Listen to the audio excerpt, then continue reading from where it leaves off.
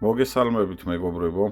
ეხლა გასწავლით კიდევ ერთ ფუნქციას, როგორ დავზოგოთ კიდევ უფრო ჩვენი მობილური ტელეფონის ელემენტი. ეს ფუნქცია კიდევ ხელშეუწყობს უსინათლოებს და დაიხმარება იმისთვის, რომ ხმოვანი პროგრამა, ეს ეგრეთ წოდებული RH voice არ გაითიშოს. რადგან ტელეფონს აქვს ფუნქცია, რომ თვითონ თიშავს ხოლმე ამ პროგრამას. შევდივართ მთავარ настройкებში, მთავარ параметрებში ტელეფონის. Настройки. Обслуживание устройства, хранилище, память, защита приложений. Обслуживание устройства, ანუ მოწყობილობის მოვლას. Обслуживание устройства. შემდეგ Батарея 2 час. შევდივართ осталось. ბატარეაში. 75%. ანუ ელემენტში და აქ პოულობთ Энергосбережение. Защита аккумулятора. Максимальное. Ограничение фонового режима. ограничение фонового режима. ანუ ფონური რეჟიმის შეზღუდვა. შევდივართ აქ. Не уходит в сон автоматически. პირველ რიგში თუ გვინდა რომ არ გაითიშოს აპლიკაცია, ანუ როგორც თქვი, უსინათლოების აპლიკაცია და თქვენ რომელიც გინდათ კიდევ მხედველები მაქვს მხედველობაში, თქვენ თუ რომელიმე აპლიკაცია გჭირდებათ რომ არ გაითიშოს ხოლმე, შევდივართ აქ. Не уходит в сон автоматически. მაღლა Другие параметры. აგერ სხვა პარამეტრები და გვერდზე არის ეგრევე მარჯვენა მხარეს добавление приложений. შევდივართ აქ. Не отмечено. Флажок. Аудиокомпьютер. ანუ ჩამონათვალი იხსნება, ვეძებთ იმ აპლიკაციას, რომელიც გვინდა რომ დავამატოთ და Не შემდეგ отмечено. Флажок. Добавить. დაბლა მარჯვენა მხარეს დავავიც.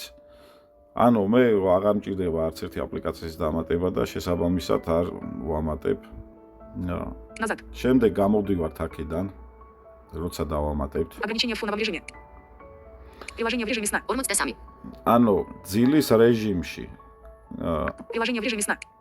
აქ მაქვს დამატებული ესეთი აპლიკაციები. Камера. Instagram-ი, Facebook-ი, Messenger-ი და მსგავსი რაღაცები.